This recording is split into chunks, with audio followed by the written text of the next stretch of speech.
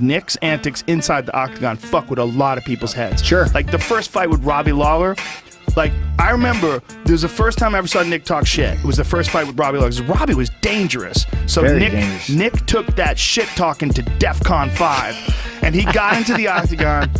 And the first thing he does, he gets into the octagon, he looks over at Robbie, he goes, "Stockton, motherfucker! Stockton!" And he starts walking around, "Stockton, mother..." And Robbie's like, what the fuck is he talking about? What does that even mean? Yeah, exactly. And then the entire time the fight is going on, like, "What, bitch? What you gonna do, bitch? What you gonna do, bitch?" And then he'd hit him, "Oh, bitch, I just stung you, bitch." And he'd be popping him, and every time, and Robbie Lawler didn't talk back to him, but you could clearly see he didn't anticipate that. But I don't, as far as Nick and Nate go, I don't know if that's like a game plan that's just like their real life. That's just them, yeah. Like I think if they were on the street, they'd be like, "What, bitch, yeah. talk?" Like that's like real life talk. Like that's what they know. But it's like, still what, like, bitch?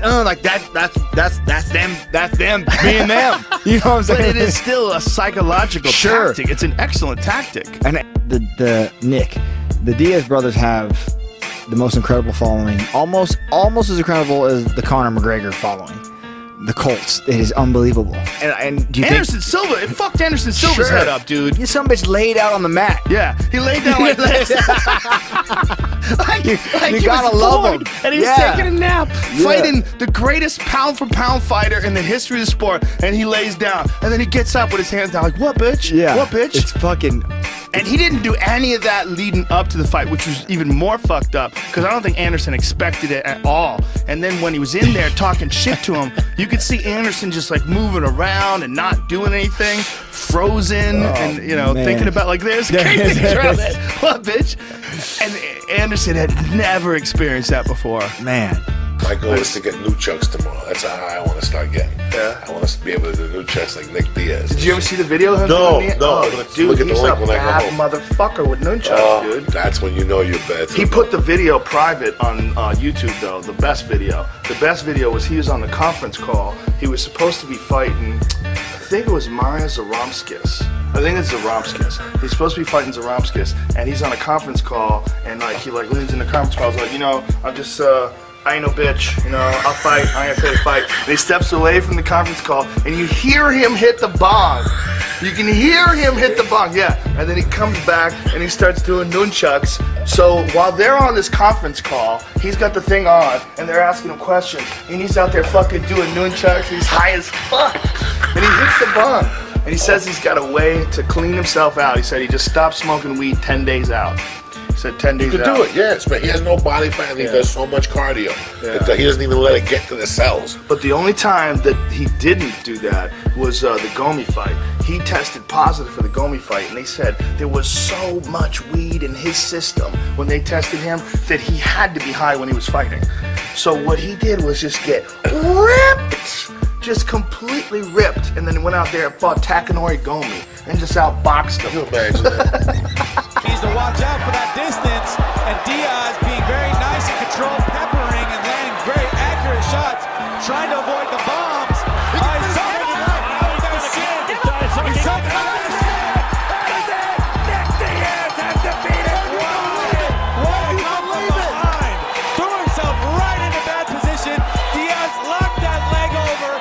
Declaring the winner by unanimous decision, Nick Diaz! Nick Diaz, the winner! I see you walking around, you've been screaming George, even though you just beat BJ Penn in an outstanding fight. What's on your mind right now? I don't think George is hurt. I think he's scared. I think he's scared to fight everybody right now. What's up? Where you at, George? This is obviously a big victory for... At 107, that's my belt. But I'm not gonna get in my brother's way of taking it. You know what I mean? I'm like, as far as I'm concerned, that's my belt. I'm like, you just fought my baby brother. And then I gotta watch him taking foot to the face. Like, that was a hard time. He asked me about the stoppage. Yeah, I said, yeah, it was a good stoppage because my brother. But should you stop the fight? No. Who knows the last 2 rounds because on the ground? Who knows the last 2 rounds when you got hit? I don't know, whatever. Because all I see is dollar signs right now. It's It's not on me. You want to talk about baptizing my younger brother? That's on you. I never had nothing disrespectful to say, but like you don't talk about baptizing my younger brother. So you're already in a position if you fight with me. You don't talk about baptizing someone's younger brother. That's my baby brother. You don't talk like that to nobody. Man, I'm only coming forward because I've been summoned for the most part. By who?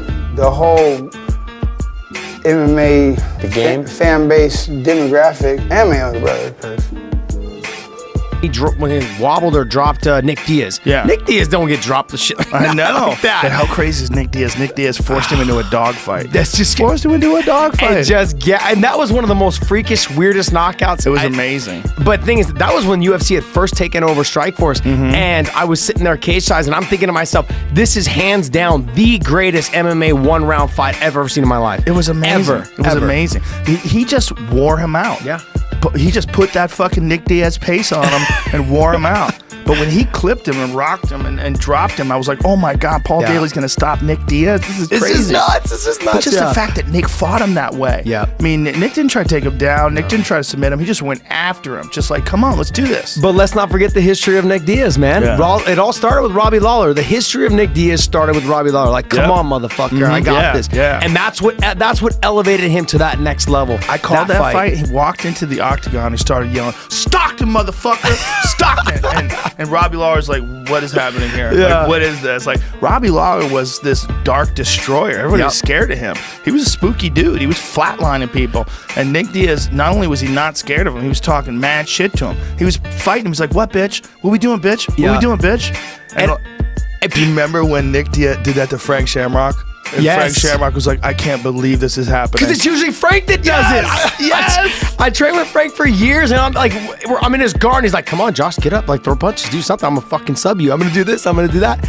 And you're just like, "Shut up, man! I just want to punch you harder," and it makes you more tired. And the fact that Nick was doing it and out cardioing him. Yes. Frank's thing was always be in the best shape so you could put, like when he beat Tito. Yeah. Just put that pace on him and Tito couldn't keep up and then he finished him. Yeah, Frank was not the same guy when he fought Nick at that time, but let's be real, like at the time, like it was awesome to see somebody like Nick do that, because Nick, though, if you recall at the end of the fight, he picks Frank up. He's like, you're a fucking legend. Do not sit down there like that. You're a fucking legend.